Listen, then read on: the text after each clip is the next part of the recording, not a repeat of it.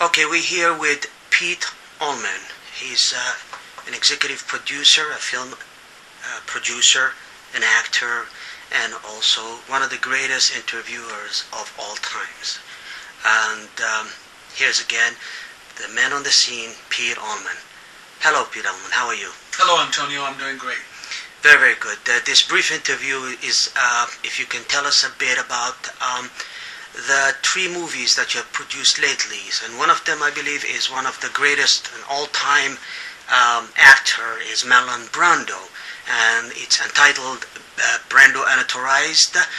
Can you elaborate about that, please? Well, I think that more and more people wanted really to know more about Marlon Brando, and he certainly is considered the best actor that ever lived. Damian Chappa was the star of that movie. It's a movie we put together. At first, we didn't want to get into the complications of attorneys, and that's why we called it Brando Unauthorized.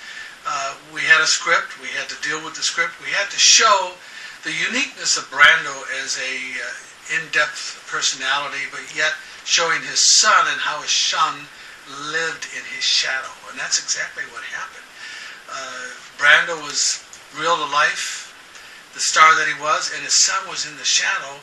Just, very talented though. Christian was a great poet, a great welder, and it's a rather sad story, but a very enlightening story, and showed a bit of violence, a bit of insecurity, broken family, if you will, and that's how the movie was shot. And it is on iTunes, I believe it is now, but we're looking for distribution for that particular movie.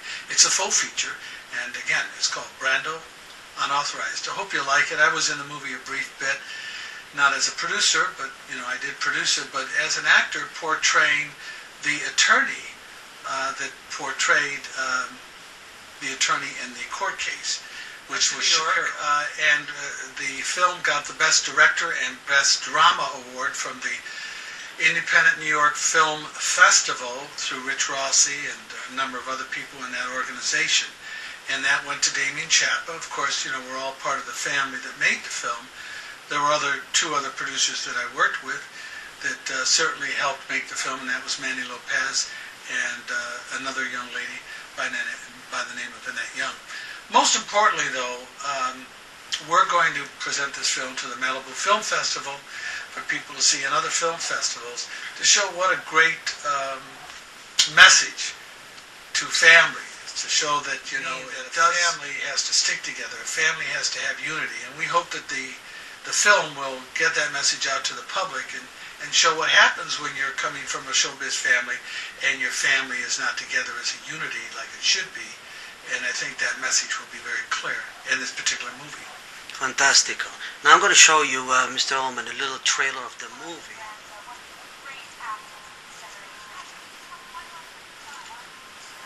Tell us about your new film. I heard it's incredible. All the women in the world want to know your secrets to freedom.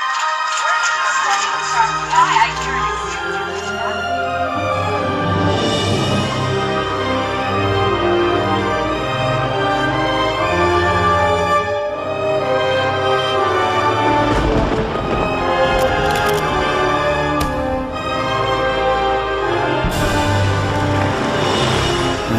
Never felt my soul be at peace.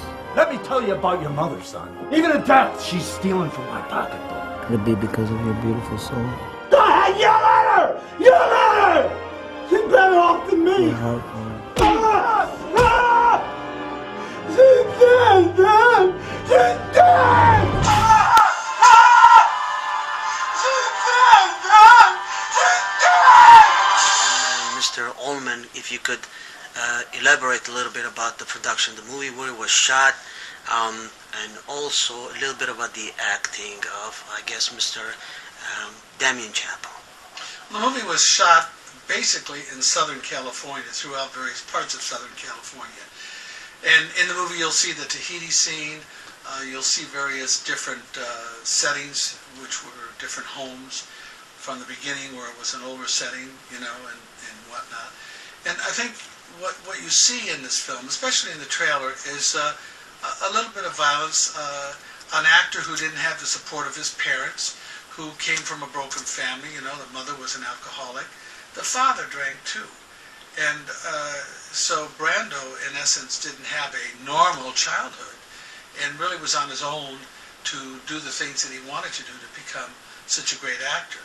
And he himself, on projects in the past that I worked with, talked about lying, you know, acting is lying. You never really hear that mentioning, things like that. But it is, in essence, a movie that has a lot of sadness to it, and it opens up, obviously, as Christian, you know, talking about his father, which he was proud to talk about his father, but obviously he was also on drugs. And remember that all movies are not 100% correct, fictional throughout the whole movie. They make movies today to, you know, sell movies. So in this particular movie, much of what you see is very true, but also there's enhanced areas of the movie also. Brando. I think Damian is so much like Brando was, because he comes from a broken home himself. And I think he portrays that feeling that Brando had when he was growing up, and he went through many different stages. And I think the film shows that, and he brings out the best of Brando, especially a young Brando, and the things that he was doing, like Streetcar Named Desire, in that particular scene, where, you know, he didn't stand for any nonsense. And he does an extremely great job of acting. He also directed the film. So in directing and acting, that's a very hard thing to do, because you really have to focus on your acting. I thought he did a very, very good job. The mother of Dodie played a marvelous part and did extremely well. And I'm sorry, you said Dottie? Dottie. Okay, I got you. Yeah, Dottie.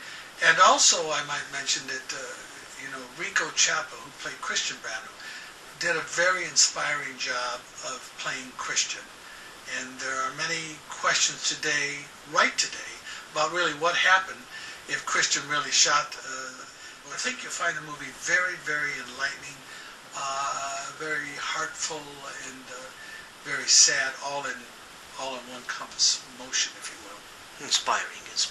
Now we're going to watch another trailer is called The Killer Priest that you have produced as well. And let's watch the trailer. It's Killer Priest production of Mr. Pete Allman, the man on the scene. And here we go. I went to a restaurant. I saw this beautiful girl. She was waiting on me. Before us, the opportunity to forge for ourselves and for future generations a new world order. I went to a restaurant. I saw this beautiful girl. She was waiting on me. Mickey, are you listening? The day after the tragic attack, they announced their New World Order. Other government-sponsored experiments did take place. She gives me the gun for the hit, and I remembered it specifically. Then I went and did it all. Take care of business. She gives me the gun for the hit, and I remembered it specifically. Then I went and did it all. Take care of business. Got a little scuffle. My name is Claudia Mullen. I was a victim of mind control. A world where the rule of law. Got in all this trouble. There is a chance to use this disaster. Come back out. I go back in the room. I'm coming out of a cathedral, and there she is, dressed up as a nun, and she's got no idea that she was somebody else. Governs the conduct of nations. Some were unethical. The look in her eye was like she didn't even know who she was before. What are you desiring? Dominatrix? You're strange. When we are successful, and we will be. And it wasn't just her clothes, it was her demeanor, her eyes. I've never seen anything like it. The United States of America offers a sincere apology. And that is a new world order.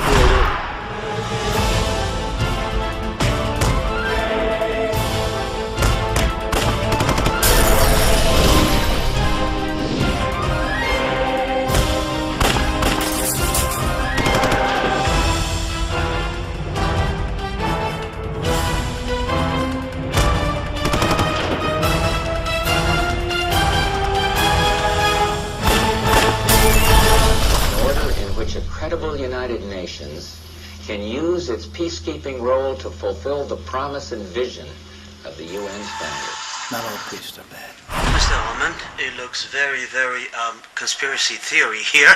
So if you could tell us a little bit about Killer Priest, this New World Order, and a little bit about the script. Killer Priest was shot here and also in Paris. And I think what the message behind here is that it opens up with a hitman, being Damian Chappa, hired by an outside organization to kill the priests that were pedophiles that ruined children's lives. And in the course of doing that, he finds a lady that he falls in love with that was under mind control, that really is in the organization. We call them, and it's been said, that they're Illuminatis, people that are part of that one world government. You mean secret societies? And a secret society, that is correct. And so the movie points out that. It also points out some ritual ceremonies that were conducted, and it's a very controversial movie. Take care of business, or elaborate a little bit about the plot of the movie. Well, the plot of the movie, obviously, is that the priests that are guilty within the Catholic Church that are pedophiles had to be put to rest by a hitman so that they would not keep on ruining children's lives. Were they part of the Illuminati's organizations? They were also part of the Illuminati organization, a secret society, if you will. And the movie points that out. There's a lot of thoughts and conspiracies that you can see on the internet on this. The true story of this, though, is that, there are priests that are pedophiles that have ruined children's lives, damaged their lives psychologically, emotionally. And at the same time, there are secret organizations in our world. Such as?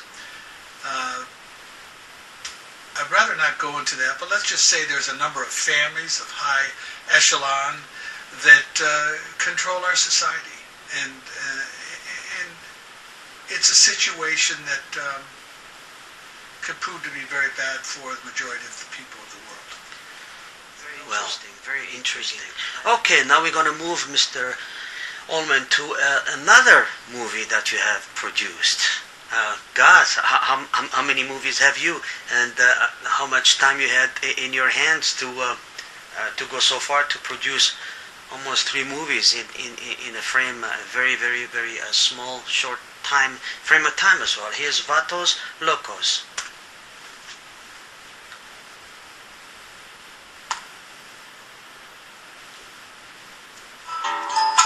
Esteban, I want you to be in charge.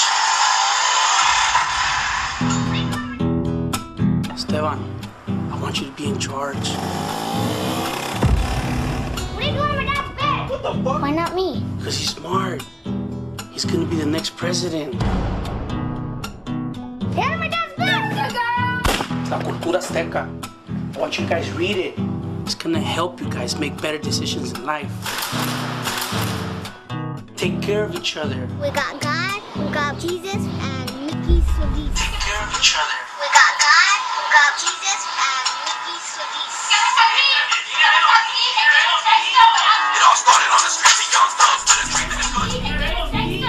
It all started on the streets of young thugs with a dream and a gun. Hope for reading his lungs, we get high. Vatos Locos forever. Give a fuck if he die. Knowing nothing is mine. Drive-bys and homicides. These pinche chinos trying to take over my territory. I'm gonna send you over there. Be a diplomat. This is a fucking business. You work for me. Oh yeah. You see, my father. You're gonna die, pig. I'll give you anything, guys! Anything! My father was this great man. You got something that belongs to us. Just a little bit too ruthless for me. You got something that you owe me. Which is why I grew up to be the different kind of man that I am today. I'm a lot more generous. We're Mexican, Holmes. In our gang, we represent our culture. ¿Por qué, mama? Fuck you. The devil is the author of confusion. That cop, he's gotta go. Send him a love letter.